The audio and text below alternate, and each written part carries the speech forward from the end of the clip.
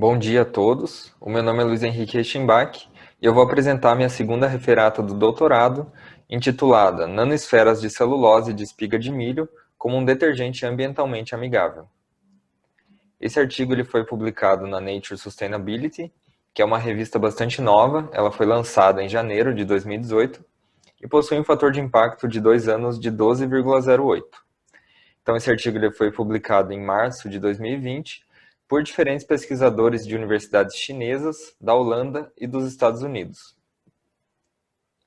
Então, nessa apresentação, vão ser cobertos basicamente 3 pontos. O primeiro dele é a produção de nanosferas de celulose a partir das espigas de milho. O segundo, como essas nanosferas de celulose conseguem atuar como um detergente. E o terceiro, a sua biocompatibilidade. Então, iniciando uma introdução sobre o primeiro ponto, os detergentes eles são utilizados basicamente em qualquer ambiente, seja para lavagem de louça, de roupas ou de superfícies, e somente em 2016 o consumo familiar de detergentes foi de 73 milhões de toneladas. Isso é bastante preocupante porque o descarte dos detergentes, seja no esgoto, ou nos rios, ou no mar, causa bastante prejuízo na vida, no ecossistema aquático, na vida marinha, nos rios, e também para plantas, outros animais e seres humanos. Ele acaba sendo tóxico. Como, por exemplo, aqui, o linear alquilbenzeno sulfonato de sódio, ou LAS, que é uma classe de detergentes aniônicos. Ele possui essa estrutura básica aqui, e ele já foi relacionado com a diminuição de oxigênio dissolvido e aumento de espuma, então isso acaba sendo prejudicial ao ambiente aquático. E também ele já se mostrou ser tóxico às células, destruindo a membrana celular e desnaturando proteínas. Fazendo uma rápida pesquisa bibliográfica, a gente encontra diversos artigos que mostram a toxicidade do LAS. Nesse primeiro artigo aqui de 2018, eles mostram que ele é tóxico para essa alga Chara vulgaris. Nesse segundo, que ele é tóxico para um crustáceo da ordem Cladocera. E no terceiro, fazendo uma comparação de diferentes detergentes em diferentes níveis tróficos, eles mostram que o LAS ele é o mais tóxico, ou seja, um dos detergentes mais comuns que a gente mais utiliza, é o mais tóxico em diferentes níveis tróficos. Então, tendo em vista essa toxicidade dos detergentes sintéticos, abre-se espaço para detergentes sustentáveis e não sintéticos, como saponinas, que podem ser extraídas então de sementes, e enzimas como lipases e proteases. Porém, esses detergentes naturais, eles possuem um baixo rendimento e um alto custo de produção. Uma boa alternativa para contornar esses problemas é a utilização de resíduos agroindustriais, que são matérias-primas muito abundantes. Então, a gente não teria, por exemplo, essa problemática de baixa quantidade, baixo rendimento. E a utilização de resíduos agroindustriais geralmente é benéfica ao meio ambiente, porque você vai estar retirando ali do ambiente uma matéria-prima que poderia estar contaminando o solo, a água e a atmosfera. Então, a espiga de milho, que é um exemplo de resíduo agroindustrial muito abundante, ela é uma grande fonte de celulose, que é um polissacarídeo formado por unidades de glicose ligadas beta 4. Então, na parede celular vegetal, essas moléculas de celulose, elas se organizam na forma de microfibrilas, que juntas, então, formam a fibra de celulose. As microfibrilas, elas apresentam regiões amorfas, ou seja, sem forma, e partes cristalinas. Quando essas microfibrilas são submetidas a um tratamento ácido, por exemplo, as regiões amorfas que vão ser afetadas, porque essa parte cristalina ela é mais recalcitrante devido à organização das suas pontes de hidrogênio, então ela acaba sendo mais inacessível. Então, estudos anteriores já fizeram um tratamento ácido com essas microfibrilas e eles obtiveram nanocristais de celulose, que puderam, então, ser usados como emulsificante de Pickering, que eu vou explicar mais para frente o que é uma emulsão de Pickering, mas uma emulsão é essencial para que haja o poder detergente de um composto. Porém, os nanocristais de celulose, eles apresentam baixa solubilidade em água, o que dificulta a formação da emulsão, E para isso, modificações químicas podem ser feitas na estrutura dos nanocristais, então aumentar essa solubilidade, como por exemplo a inserção de grupos carboxila. Porém, os nanocristais de celulose, como eu disse, eles são muito organizados e acaba sendo um pouco inacessível para esses tratamentos químicos. E também, a sua superfície ela não tem uma área tão grande.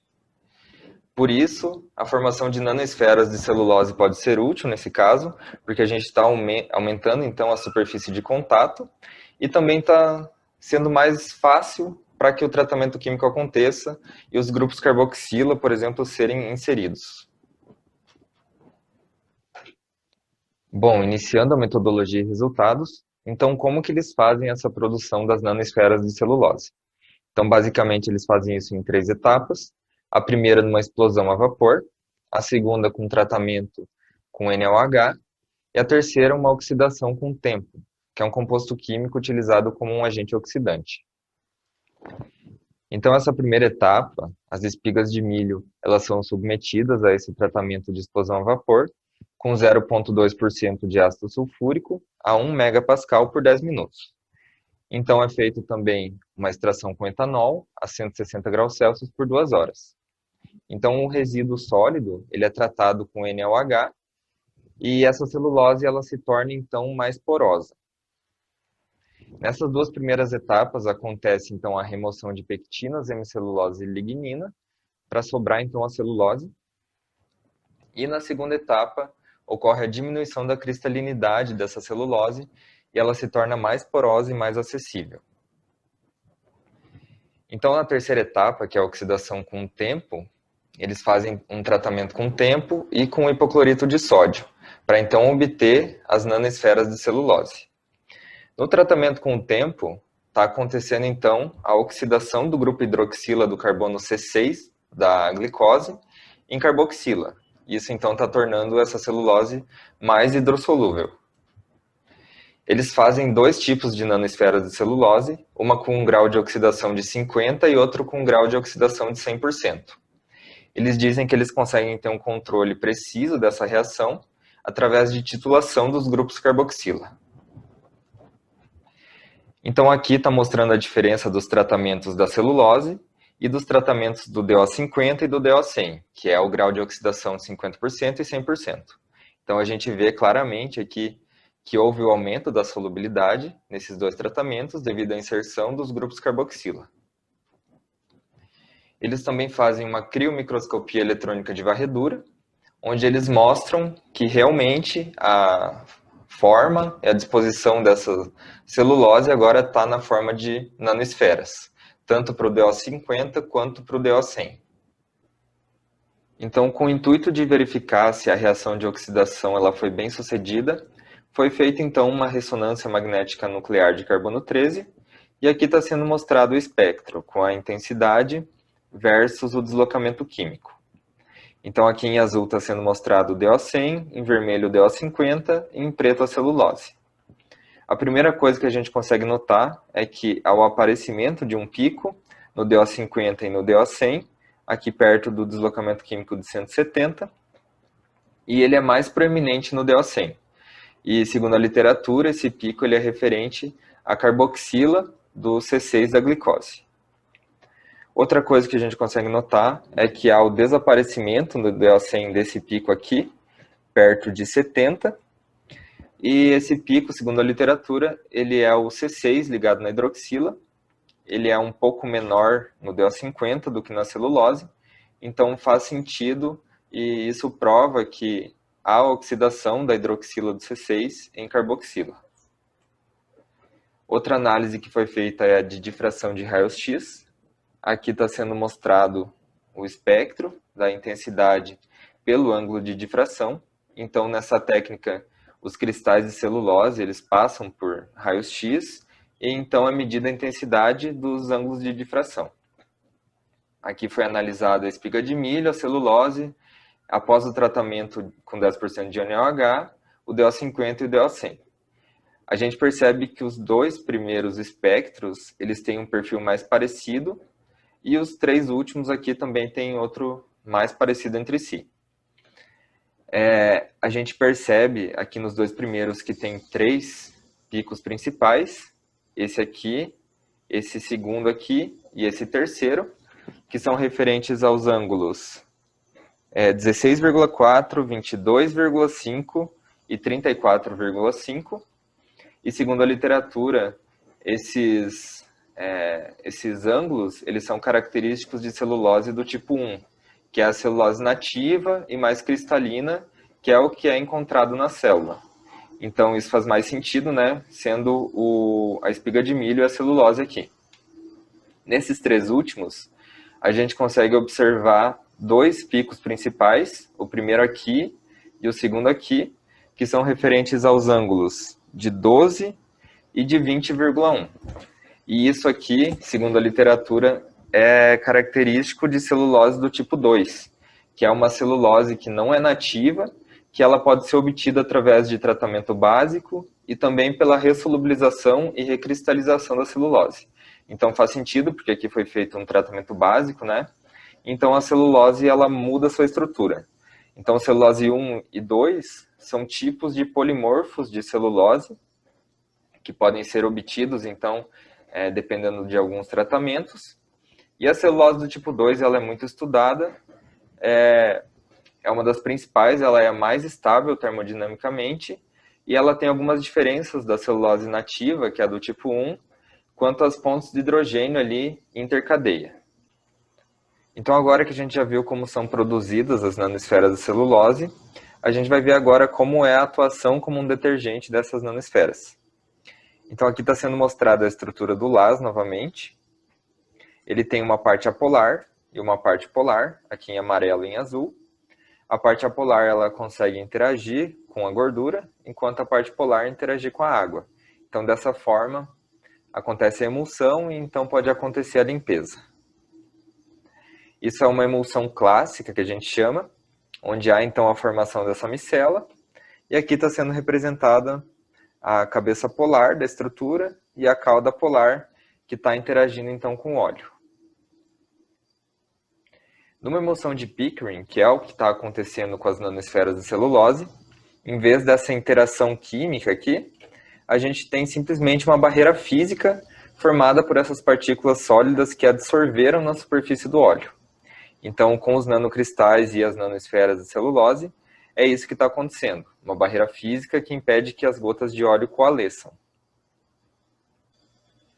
Iniciando agora, então, a metodologia e resultados dessa segunda parte, foram misturadas, então, uma parte de óleo de girassol para 10 partes de uma solução de celulose DO50 e DO100 a 1 mg por ml.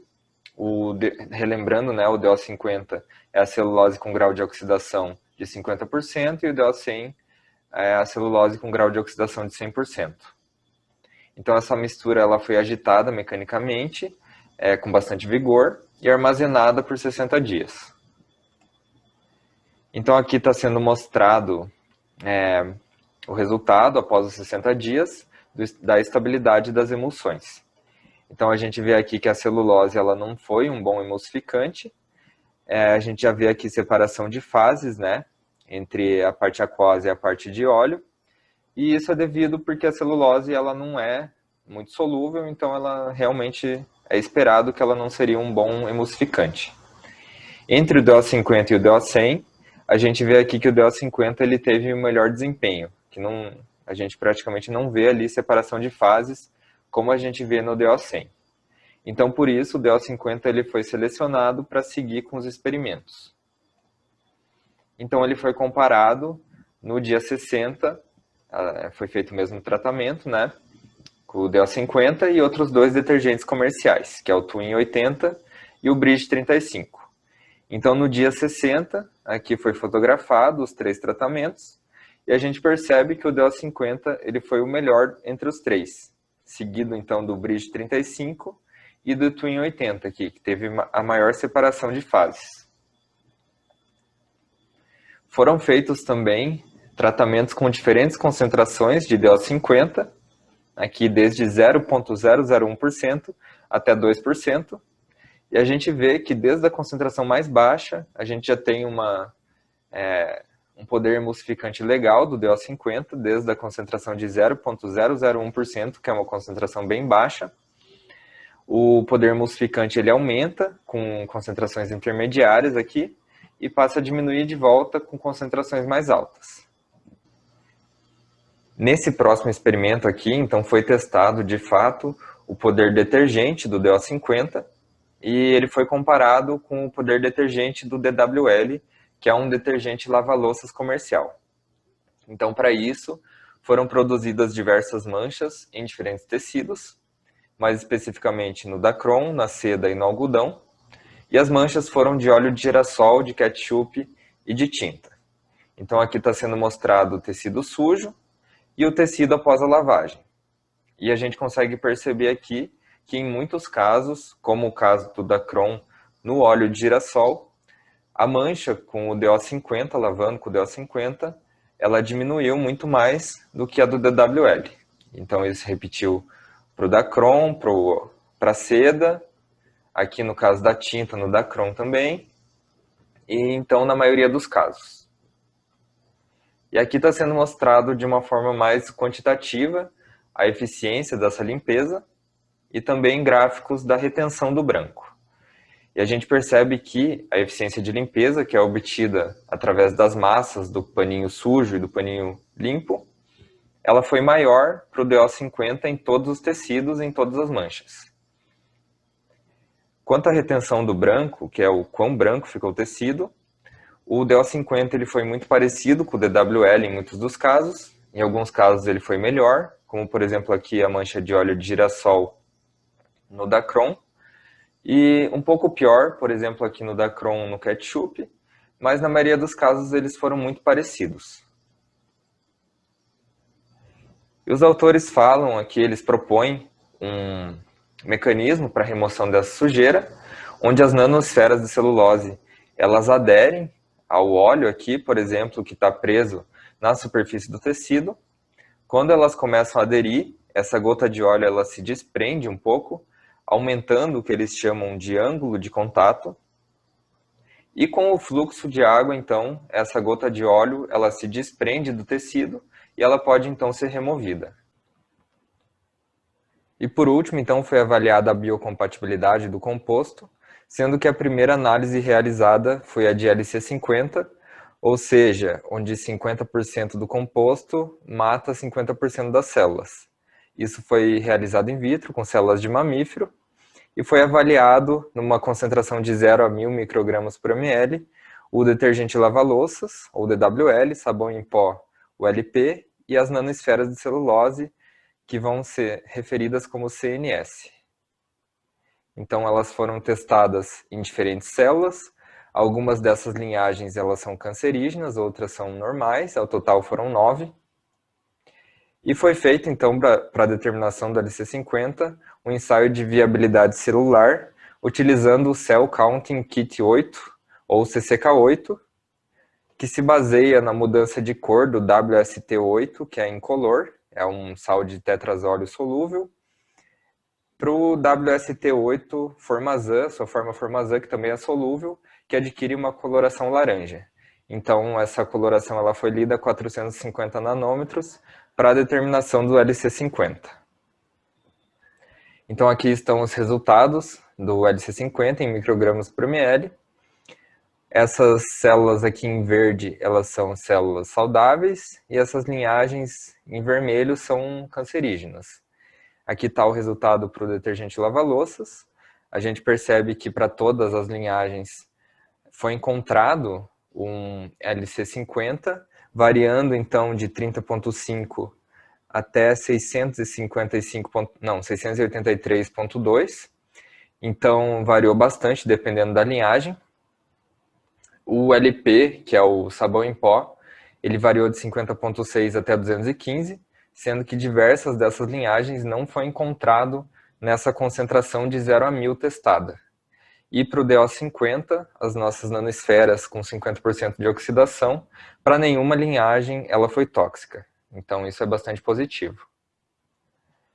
E também foi feito depois o LC50 utilizando o peixe zebra. Aqui está o gráfico mostrando os resultados do LC50, a mortalidade em % pelo log da concentração em miligramas por litro. O LC50 está presente aqui na mortalidade de 50, e para o DWL, que é o detergente, ele foi de 53 miligramas por litro, para o LP foi de 171 miligramas por litro, e para o DO50 de 9.007 miligramas por litro, ou seja, muito mais alto do que os outros dois. Desse primeiro aqui, que é o detergente lava-louça, foi mais de 150 vezes maior o LC50, então ele é muito menos tóxico. Os autores eles até comentam que provavelmente é porque as nanosferas de celulose é muito parecido com a alimentação do peixe-zebra, que é composta por algas marinhas. E por último, eles fizeram experimentos com alfaces hidropônicas, e eles colocaram em diferentes meios. Aqui em água destilada, aqui com o DO50, aqui com o LP e DWL. Em cima a concentração de 0,5 mg por ml, e aqui embaixo 1 mg por ml. Então, após 48 horas, essas alfaces elas foram fotografadas. Aqui a gente percebe que somente nos 2 últimos tratamentos a gente vê uma diferença nas alfaces. Esses 2 últimos aqui, as folhas elas ficaram mais murchas e também as raízes elas ficaram mais escuras. Então, isso prejudicou a alface. E aqui também está sendo mostrado a taxa de fotossíntese após essas 48 horas. O controle DO50, o sabão em pó e o detergente lava-louça. E a gente percebe que para o DO50 não houve diferença estatística para o controle. Parece até que aumentou um pouquinho, mas acho que não é significativo. E aqui o LP ele diminuiu e o DWL diminuiu mais ainda. Então sendo mais prejudicial a fotossíntese ainda. Bom, então como conclusões desse artigo, a espiga de milho é um resíduo agroindustrial promissor como uma fonte de celulose. O tratamento termoquímico permitiu a obtenção de nanosferas de celulose. As nanosferas de celulose modificadas quimicamente formaram emulsões de Pickering de óleo em água estáveis.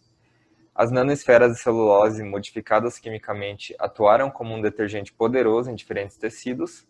E as nanosferas de celulose modificadas quimicamente apresentaram alta biocompatibilidade às células de mamífero, peixe-zebra e plantas.